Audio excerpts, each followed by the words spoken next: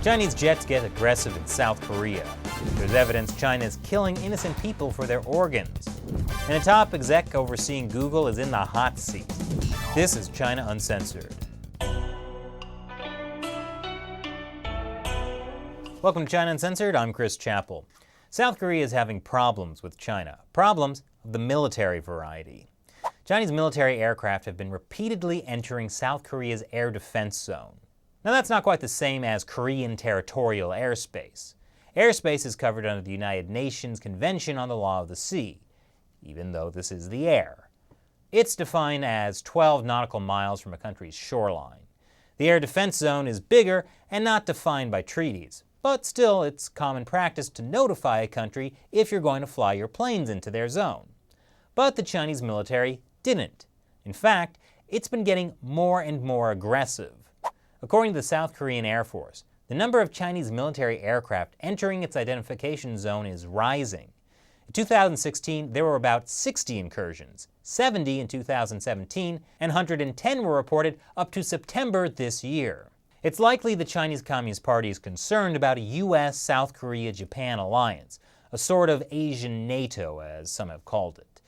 In 2016, South Korea and Japan agreed to an intelligence sharing treaty. Of course, flying your jet through another country's air defense zone in no way could be considered a Cold War mentality. No, not at all. China is on trial for some serious crimes against humanity. Over the weekend in London, an independent People's Tribunal was held to examine evidence that the Chinese Communist Party is killing people for their organs. People's tribunals are typically set up by victims of a serious crime, when governments are unwilling to investigate an issue. After all, what government would want to offend the Chinese Communist Party? Do you know how much business we can do in China? The charges are that many groups, including Falun Gong practitioners, Uyghurs, some Christians, and some Buddhists, have been taken as prisoners, checked on a regular basis whether they are medically fit, and then, when the time comes, their organs are removed. Some stories say without any anesthetics, in a very horrible way, and immediately transplanted into an organ visitor. Many of the witnesses who testified were labor camp survivors. They had stories of extreme torture and sexual assault, but also strange medical tests, tests very similar to what would be needed to match an organ. According to Freedom House, the organ transplant industry in China remains enormous and growing, even as the number of judicially executed prisoners has declined over the past decade. So, where are they getting the organs? The tribunal's chair, former English Judge Jeffrey Nice QC, said the tribunal unanimously found beyond reasonable doubt that China has been committing forced organ harvesting from prisoners of conscience. There will be more hearings early next year, followed by a report. And with any luck, the issue might start actually getting some attention from the mainstream media. Of course, I think what they really need is a publicity stunt. How about a re-release of The Oregon Trail, but set in China? The CEO of Google's parent company, Alphabet, was asked to testify before the U.S. House Judiciary Committee on Tuesday. There were a lot of issues on the table, but a key one was how Google has been accused of secretly working on a censored search app for the Chinese market. Internally, Google gave it the codename Project Dragonfly. But the CEO stuck pretty close to the talking points Google has been using since these accusations came to light this summer. Right now, we have no plans to launch in China. We don't have a search product there. Our core mission is to provide users access to information, and getting access to information is an important human right. So we are always compelled across the world to try hard to provide that information.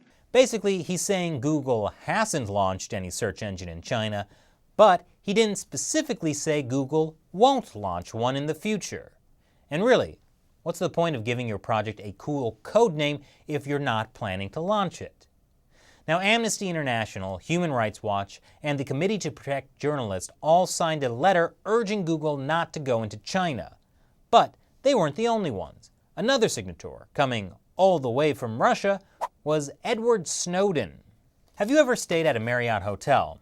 Well, you might be one of the 500 million people whose personal information was taken by mysterious hackers back in September. And I know this may surprise you, but Guess which country these mysterious hackers were from?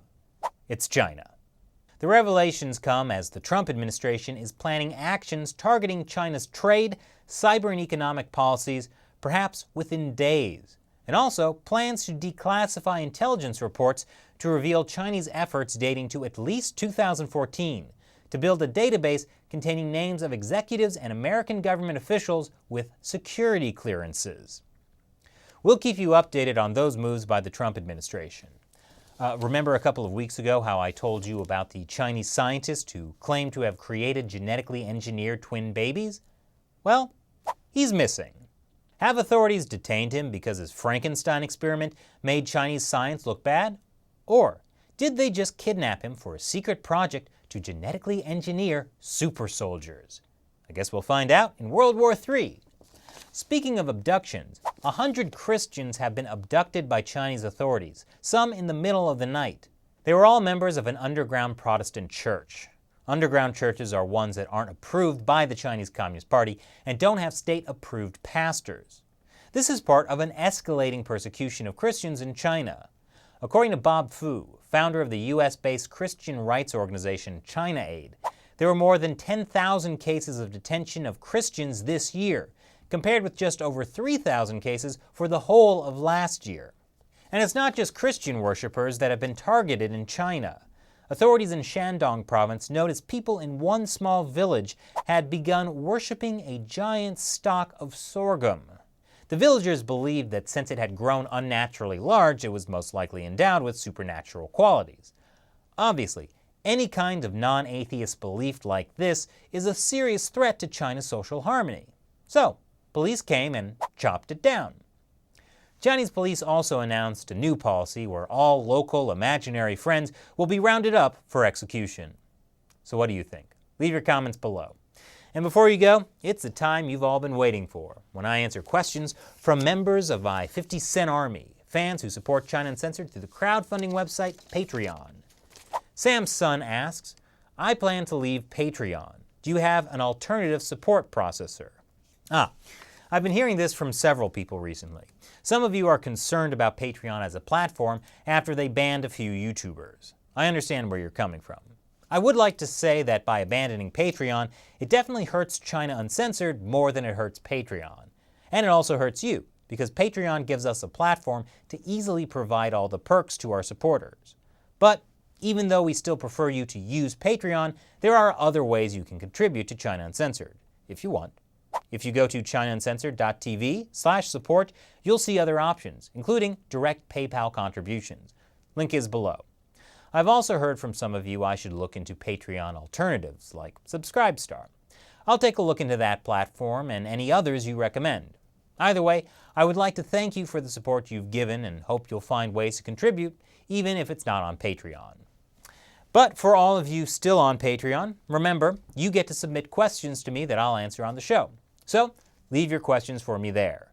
And to everybody, thanks for watching this episode of China Uncensored. Once again, I'm your host, Chris Chappell. See you next time.